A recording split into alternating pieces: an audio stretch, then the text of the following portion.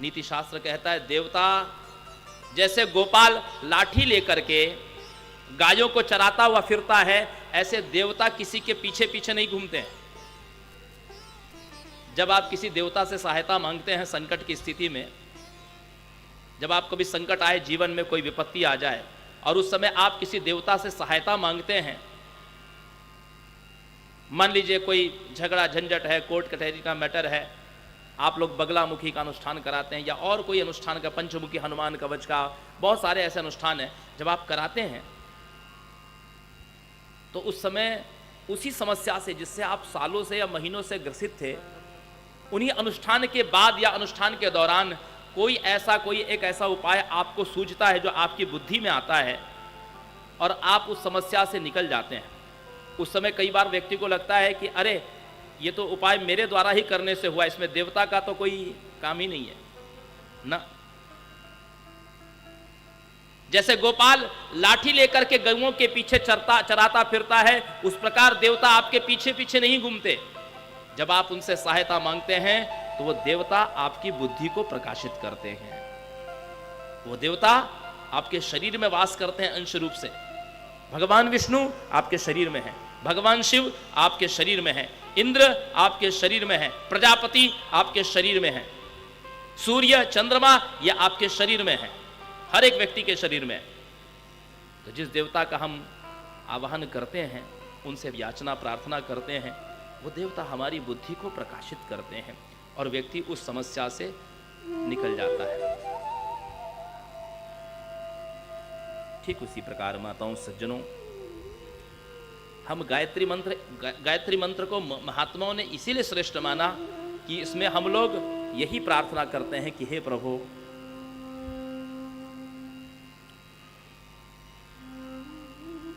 हमें सत्कार्य, हमारी बुद्धि को सत्कार्यों में चलने की प्रेरणा दीजिए। भगवान से ये कहिए कि प्रभु संतोष दिए, भगवान से प्रार्थना करिए कि प्रभु जीवन में विपत्ति चाहे जितनी देना हो दीजिए,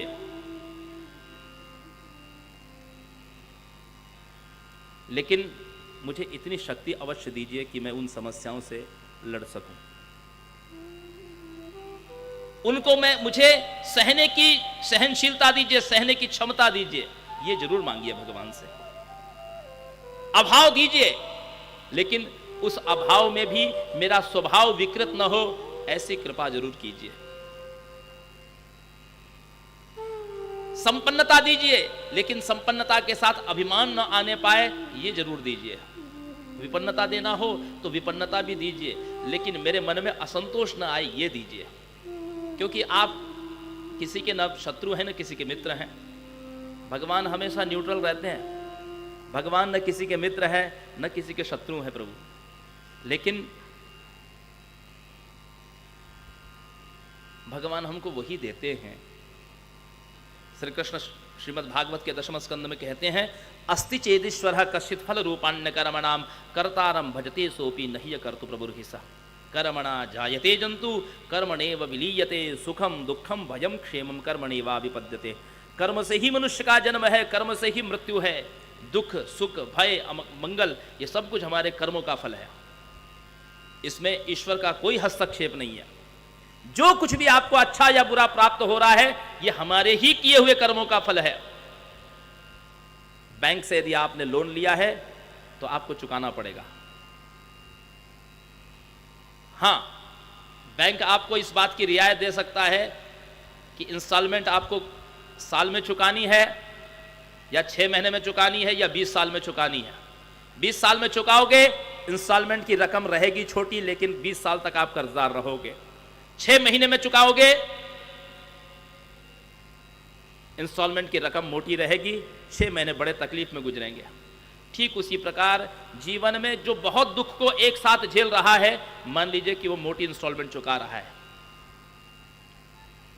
और जिसके जीवन में विपत्तियां नहीं आ रही हैं, वो व्यक्ति अभिमान न करे।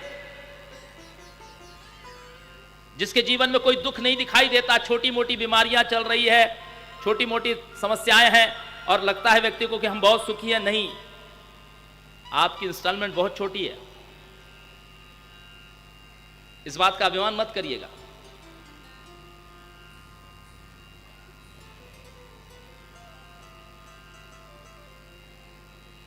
जो इस शरीर की रक्षा करती है उसको गायत्री कहते हैं। यहाँ तक कि गायत्री मंत्र के विषय में कहते हैं, यदेक अक्षरम संसिद्धे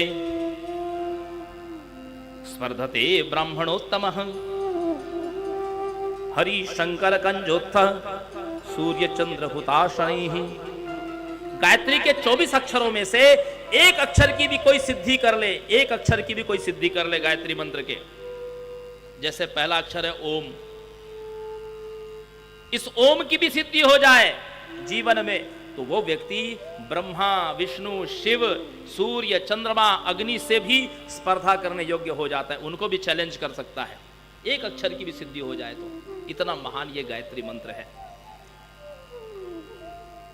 और वो गायत्री मंत्र का पूरा विस्तार इस देवी भागवत में है, इसलिए देवी भागवत जो है ये गायत्री प्रतिपादित ग्रंथ है माताओं सज्जनों। ऋषियों ने पूछा पुराण की संख्या कितनी है? सूत जी कहते हैं 18 पुराण है और 18 ही उपपुराण भी है। 18 पुराण कौन से? सूत जी कहते हैं मद्वयम भद्वयम चैव भ्रत्रयम चतुष्टयम अनापलिंग कुस्कानि पुराणानि पृथक पृथक।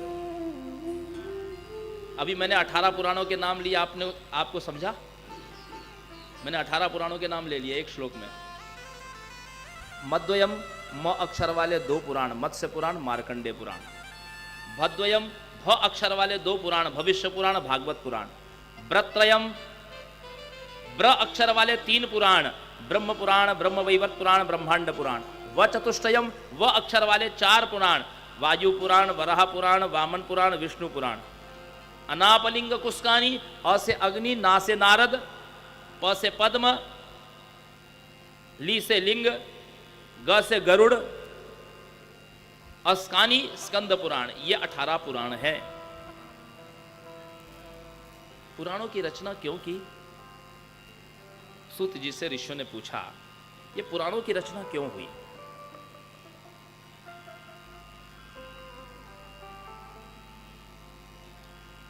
एक बात मैं कहना चाहता हूं यहां पर।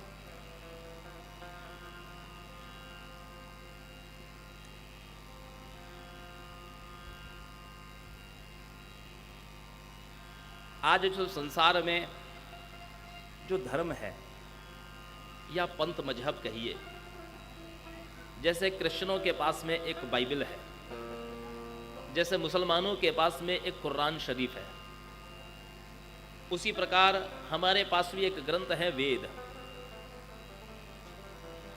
वेद क्या सिखाता है? वेदः प्रणहितो धर्मः यधर्मस्तद विपर्ययाः। वेद व्यक्ति की जीवन शैली है, व्यक्ति मनुष्य को क्या करना चाहिए, जो हम करते हैं उसको धर्म कहा जाता है। तो क्या करना चाहिए हमको वेदों ने बताया है, और क्या नहीं करना चाहिए जिसको अधर्म कहा गया ये भी वेदों ने बताया है। ठीक उसी प्रकार मुसलमानों के जो कानून होते हैं जैसे शरिया कानून आदि जो भी हैं, तो ये उनको कुरान शरीफ के द्वारा मिलता है। क्रिश्चियंस के क्या कर्म है वो उनको बाइबल बताती है।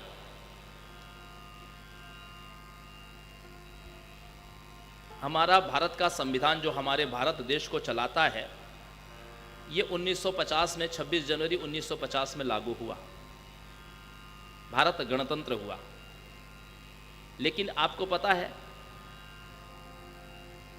विगत 74 वर्षों में इस संविधान में कई बार संशोधन हुए, क्योंकि जो बात 75 साल पहले थी उसमें कई बातों में परिवर्तन आ गया। इसलिए बार बार सरकार क्या करती है, जब बहुमत से आती है तो उसमें संशोधन करती है कानून में।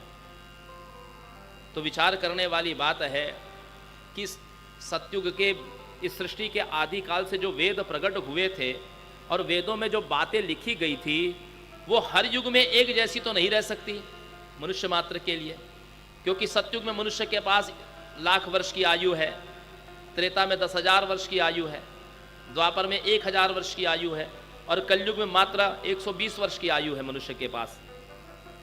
तो ऐसी स्थिति में वेदों की वो बातें जो सत्युग के मनुष्य के लिए कही गई वो कलयुग के मनुष्यों पर लागू हो, ऐसी संभावनाएं कम है।